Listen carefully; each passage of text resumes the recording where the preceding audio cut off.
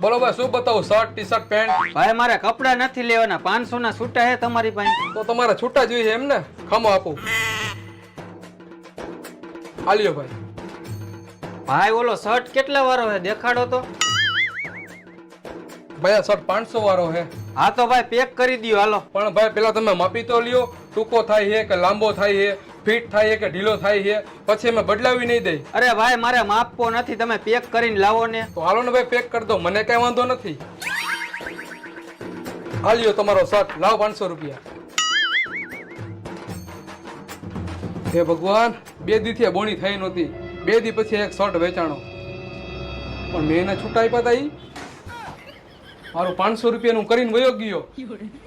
કાંઈ નથી કેવું, કેટલું તમને કેવું પછી.